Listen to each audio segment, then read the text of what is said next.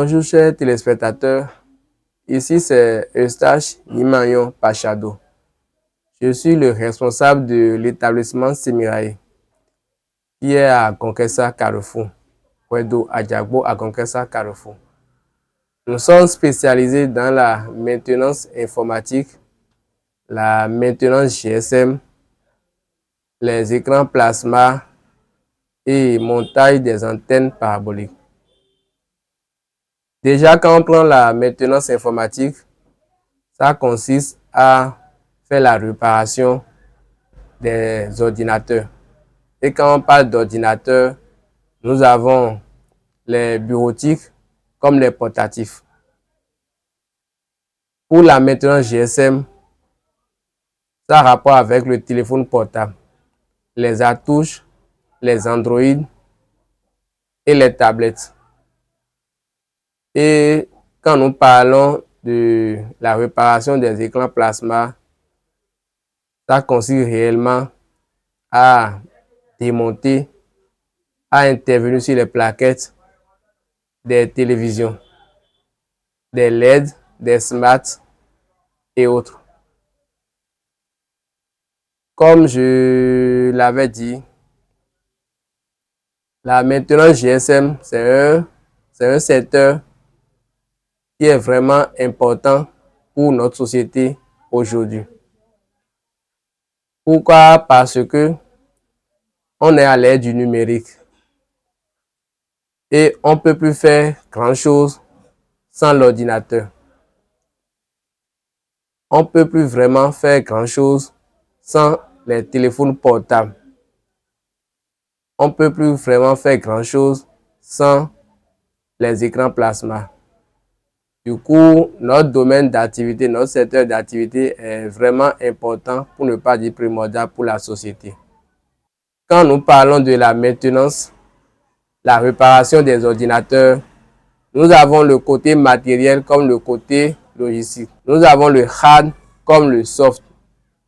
Et quand on parle du soft, ça consiste à installer les programmes, à installer les systèmes d'exploitation comme les Windows 7, les Windows 8, 8.1, les Windows 10 et 11.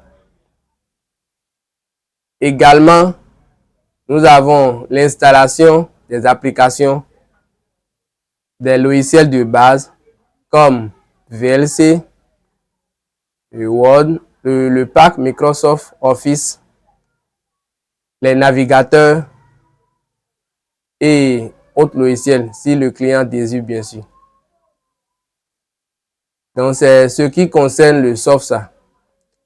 Pour le hard, nous avons la réparation proprement dite, les problèmes d'écran, les problèmes de clavier, les problèmes de chargeur, de batterie, de disque dur, de RAM et autres.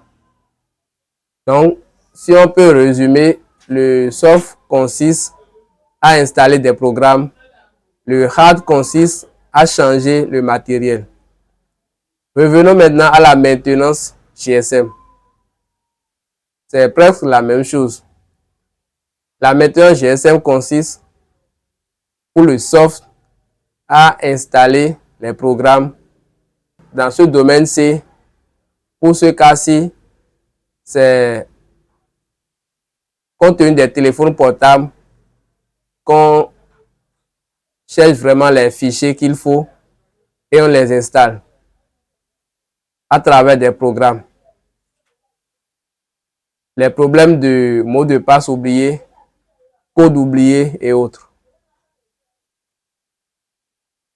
Quand nous prenons la maintenance GSM du côté hard, nous avons les problèmes de batterie, les problèmes de chargeur, des bouts de charge, les problèmes de réseau, les problèmes d'écran, de tactile, de micro, de haut-parleur.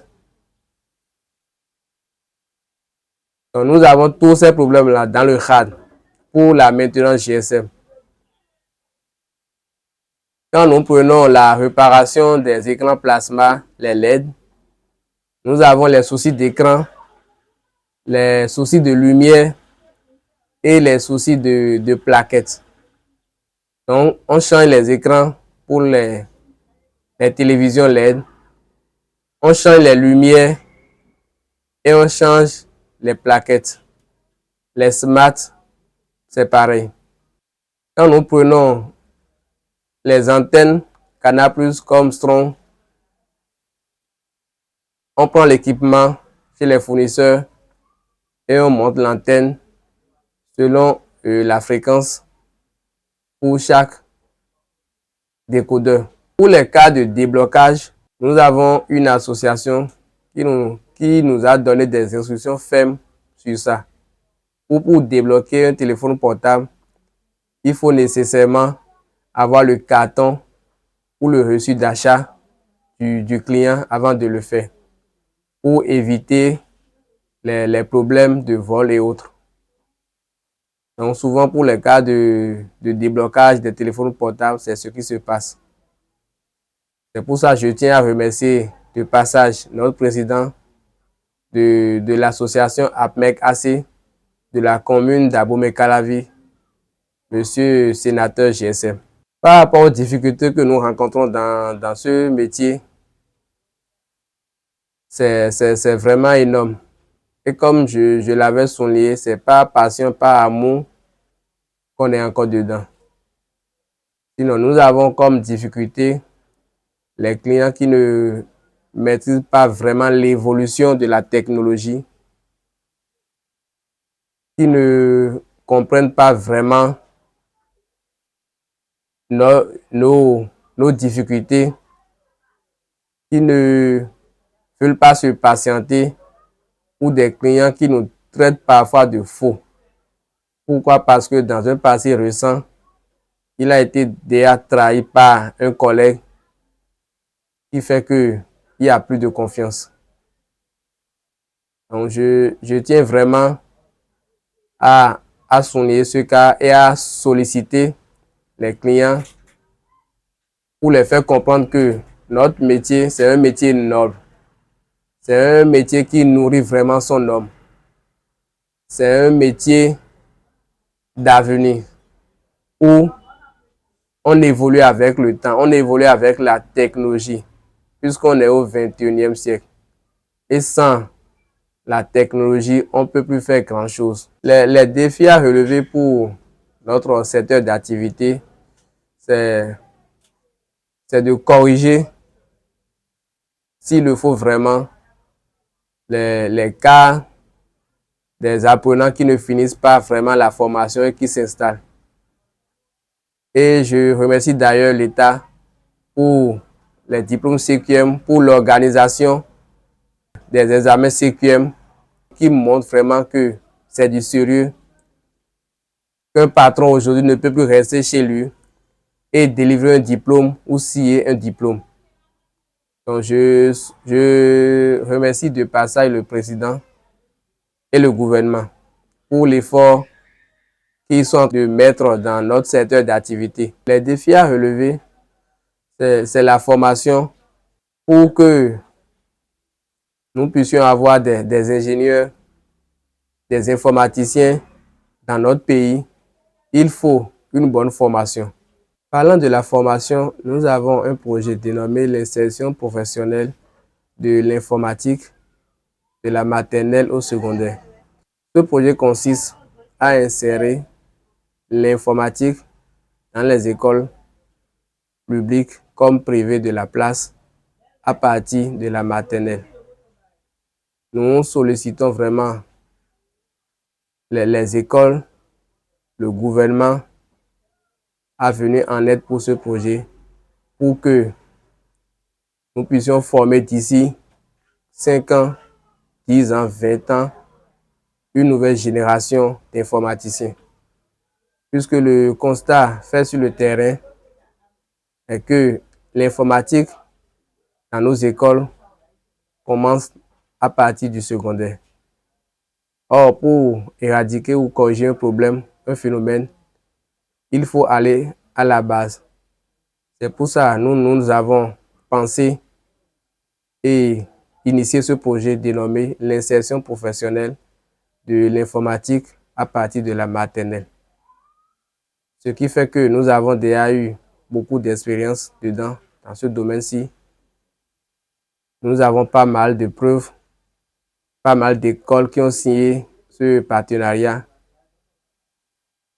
et qui en jouissent vraiment. Et les résultats sont là, qui prouvent réellement que s'il faut évoluer, s'il faut changer le Bénin au XXIe siècle, nous allons copier les modèles comme la Chine, les USA et aller à la base, travailler à la base pour un lendemain meilleur. Je remercie de passage le gouvernement pour la création des lycées et des centres de formation professionnelle. Ce qui fait que nous avons plus des ingénieurs, ce qui fait que nous avons plus des informaticiens qui font d'abord la théorie et qui viennent toucher du doigt la pratique chez nous. Les défis à relever, je tiens vraiment à solliciter le gouvernement pour que les lycées puissent signer un partenariat avec les centres de formation pour que la théorie qu'ils reçoivent là-bas soit jubilée avec la pratique des centres de formation pour que nous ayons vraiment des informaticiens, des ingénieurs compétents sur le marché national, pourquoi pas à l'international. Comme je le disais, la maintenance informatique est un métier noble qui nourrit vraiment son homme. C'est un métier qui permet d'être à l'aise, qui évolue au fil du temps. La maintenance informatique, c'est un métier noble qui m'a permis vraiment de répondre à mes besoins financiers. Et comme je l'avais souligné, c'est un métier qui évolue au fil du temps, qui m'aide beaucoup. Et c'est par passion, par amour que je suis dedans et je ne regrette pas vraiment d'avoir choisi ce domaine-ci, ce métier-ci. Par rapport au temps qu'il faut pour pouvoir diagnostiquer ou réparer un portable, ça dépend de la panne. Si je suppose si le client vient pour un souci d'écran, à peine 30 minutes, pour ne pas dire 20 minutes, on peut déjà changer l'écran et satisfaire vraiment le client. Si c'est un souci de batterie, si on a les accessoires bien sûr. Si on a les accessoires, déjà 20 minutes, 30 minutes, on peut déjà satisfaire ce dernier. Mais dans le cas où on n'a pas les accessoires, il faudrait qu'on aille chez des fournisseurs d'à côté. Le temps d'aller chercher, revenir et de satisfaire le client, ça peut prendre 1 heure, voire 2 heures. C'est pour ça, dans certains cas, on informe les clients de repasser s'ils ne sont pas vraiment pressés. Mais s'ils sont pressés, ils peuvent attendre et là, on pourra les satisfaire. Je remercie de passage, chers internautes, la télévision, Décryptage, les téléspectateurs et le gouvernement.